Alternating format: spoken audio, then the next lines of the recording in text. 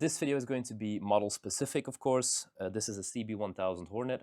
So if you have another bike, but it's the same setup with an exhaust valve, a butterfly valve, whatever, you're probably still going to find this video helpful. So tag along and I'll show you every detail on what to do, how to remove the cables, if there are any engine faults or whatever, and what you can do against that. So yeah, let's get into it. First of all, this is an Ixrace M8 slip-on. I had to weld out the baffles, but it sounds quite good, I must say. Now, of course, it is a replacement for this hideous OEM can, which looks like this, as we all know. So let's talk about the valve that you have to remove on this one. This is what it looks like. I don't know if you can see it right here. Now, the thing with this is, if it's on your motorcycle still, there is a cap on this. This is the cap for that. Just places on here. It is held down with two little screws. I'm going to show you. Two of these. And of course you have your cables that are in there. Now, I'm not going to be doing a video about how to get a slip-on installed, but I am going to show you how this works and what you have to do. And then model specific, I'm going to show you on this bike how you can actually access the servo motor to remove the cables. So, the first thing I did when this OEM exhaust was still on here was I just loosened the bolts, like where you would put the slip-on the exhaust clamp, just loosened it here, got it off, and I put it on the ground like that. You can put something right underneath this exhaust. If you just leave it hanging, I don't know, but it tugs on the cable, so it wasn't really very healthy for the whole system. So I just, gave it some support. Once that is done, you can kind of get it off, you tilt it, and you get access to this little part here. It really is quite simple, to be honest with you. So these little cables, as you can see, what they do is when you give throttle input on the motorcycle at a certain amount of RPMs, the valve that is in this exhaust, this OEM exhaust, opens to give you some more power, more airflow, whatever. So that's all it does. Basically, in your bike itself, you have the servo motor, which is connected to your ECU, and that one gives a signal to open the valve in the exhaust. And then just the cables, it starts to pull, and that is how the exhaust valve opens, is because the cables are pulling on it. So the only thing you have to do, you have two of these, by the way, two of these cables that are running from your exhaust all the way up to the servo motor inside of the motorcycle. You just have to remove them. It's not that hard to do. Like I said, just remove these bolts so you can take the cap off and you get access to the actual valve that is in there. Now you're going to find that these cables are still in here, of course. And as you can see on these two little holes here, this one and this one, this little piece is still in there. It's attached to pull the whole system so that the exhaust valve opens.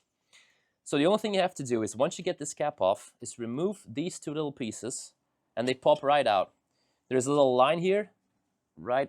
I don't know if you can see it on camera, but the cable goes in there. You just make sure it's positioned correctly and just pull them out.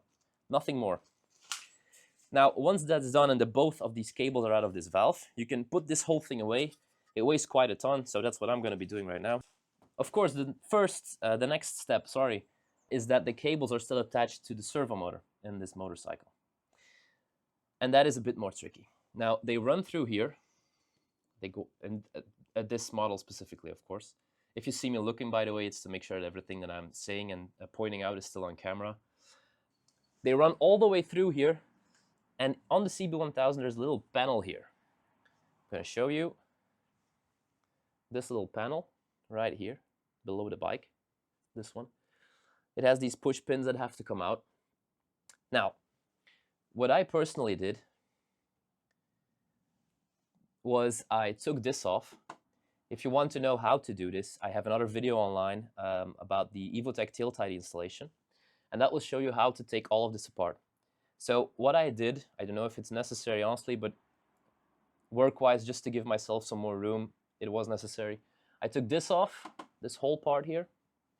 The part that is below there, like I said, you can see it in the video on the Evotech installation. And just remove basically the whole side here. The other side is fine, you can leave it on, of course, but the whole side here, that's going to give you access to the inside of this bike. The saddle also has to be removed. For that, of course, you have to remove the saddle. You have to remove this part here, where the pillion normally sits. Then remove all of this, and you will gain, and if you will gain access to the push pin and another bolt that you have to unfasten that holds this panel together. So once all of that is off, you just release the panel here, and that will give you access to the actual servo motor. Leave it plugged in the ECU. Don't change anything about the electronics or whatever. Just, you know, be careful what you're doing in here, so you don't pull anything out or mess something up, because it's not necessary. The only thing you need to do, once again, is if you open this up, you will find that there is another very similar system to this. It's the same kind of setup with the two cables running in these two little holes that you just have to pull out, disconnect. And that's all you're going to be doing there. So don't do anything extra. You just leave it plugged into the ECU, remove those two cables, those two little, like I said, make sure that the cable lines up with the metal of the actual servo motor, pull it out, and it's done.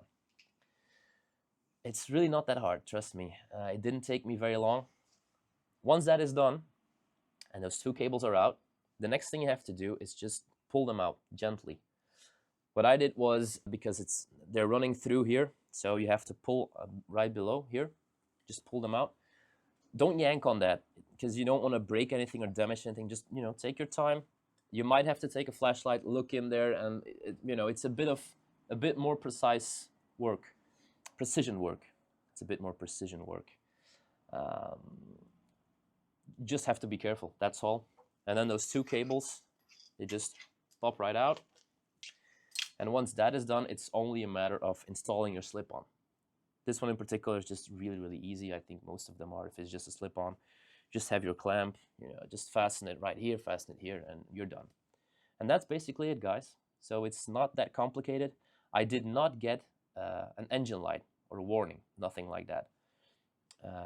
It has been like 200 kilometers since, and I had zero issues. You can install a servo body and actually plug that in and remove it from the ECU, but it's not necessary. I just kept it in there. It's still in there, the servo motor. It doesn't bother me. It doesn't do anything weird. The bike has all its power. It's not a limp motor or whatever, because there are a ton of things online of information that you find, and you know, everyone is kind of, well, not everyone, but a lot of people are asking this question, like, what about a servo body? Is it necessary? My personal experience, it's not. The bike runs absolutely fine. So yeah, I think I'm going to wrap this part of the video up here. That's how to install it. If you have any questions, just, you know, dump them in the comments and I'll answer them. And now let's get to the next part, and that is the more exciting part, which is the cold start of this motorcycle. I hope this DJI microphone picks it up, but it's loud.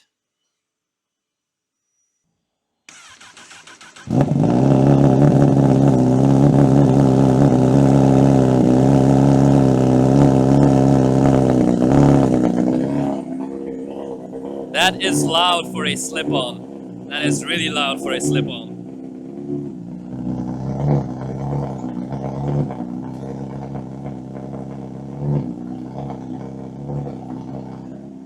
Gonna give it some revs, not too much of course, because it's cold.